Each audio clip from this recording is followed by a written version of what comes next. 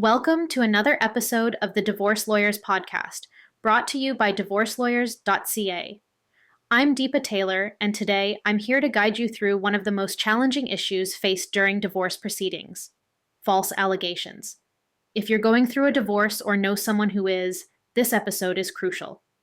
Today, we'll explore how and why false allegations arise, the impact they can have on the divorce process, and what steps you can take to protect yourself.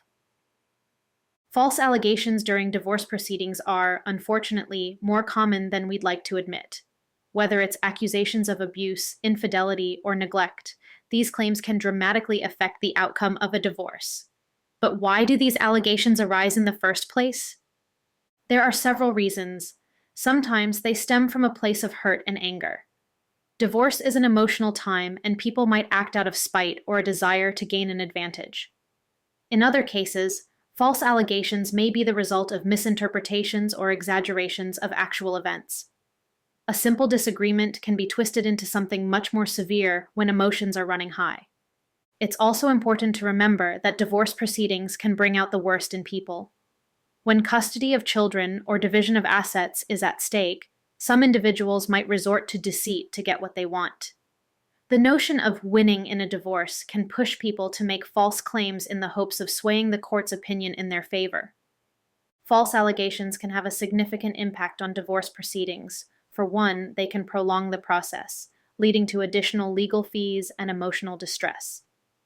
When one party makes a serious allegation, such as claims of abuse, the court must take time to investigate these claims thoroughly.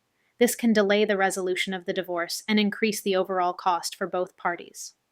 Moreover, these allegations can affect custody arrangements. Courts prioritize the best interests of the child, and any claims of abuse or neglect are taken very seriously. Even if the allegations are eventually proven false, they can cast a long shadow over the accused, influencing the court's decisions and potentially leading to supervised visitations or even loss of custody. Beyond the legal ramifications, false allegations can cause irreparable damage to one's reputation. These claims often extend beyond the courtroom, affecting one's relationships with friends, family, and colleagues.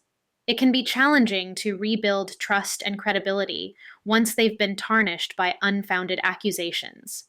So, what can you do if you're faced with false allegations in your divorce proceedings? First and foremost, it's essential to remain calm and not react impulsively. Understand that these allegations are part of a legal strategy, and your response needs to be strategic as well. One of the most effective defenses against false allegations is documentation. Keep detailed records of all interactions with your spouse, especially if you suspect they may try to fabricate claims against you. This includes saving emails, text messages, and even keeping a journal of interactions. If possible, have witnesses present during potentially contentious interactions, particularly if you're concerned about accusations of abuse. It's also critical to work closely with your lawyer to develop a strategy for addressing these allegations in court.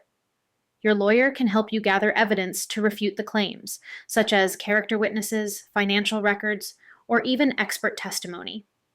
Another important point to consider is filing a defamation lawsuit if the allegations are particularly damaging and baseless. While this won't undo the harm done during the divorce proceedings, it can provide some measure of justice and help restore your reputation. Now you might be wondering, what happens to those who make false allegations?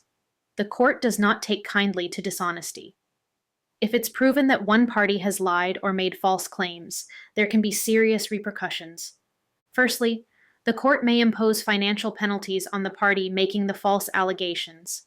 This could include paying the legal fees of the other party or being fined for contempt of court. In some extreme cases, where the false allegations involve criminal matters, the accuser could face criminal charges themselves. Moreover, making false allegations can backfire in terms of custody arrangements. If the court determines that one parent has been dishonest in an attempt to gain an advantage, they may lose credibility and face unfavorable custody decisions. Judges place a high value on honesty and integrity, and being caught in a lie can severely damage one's standing in court. The best way to deal with false allegations is to prevent them from arising in the first place. Communication is key. Maintaining a civil and respectful dialogue with your spouse, even during a contentious divorce, can go a long way in preventing misunderstandings or intentional deceit. Mediation can also be a valuable tool in preventing false allegations. By involving a neutral third party early in the divorce process, many disputes can be resolved before they escalate into legal battles filled with false claims. Additionally, if you suspect your spouse may resort to making false allegations, discuss this with your lawyer early on. Together, you can take proactive steps to protect yourself, such as requesting a psychological evaluation or insisting on supervised visitation from the start. False allegations are a serious issue in divorce proceedings, but with the right strategy and legal support, you can navigate through them. Remember, honesty and transparency are your greatest assets in court. If you're dealing with this issue, don't hesitate to reach out to one of our qualified family lawyer by visiting DivorceLawyers.ca. We can definitely help you protect your rights and your reputation. And thank you for tuning into this episode of the Divorce Lawyers podcast. If you have any questions or need legal assistance, visit us at DivorceLawyers.ca. Until next time.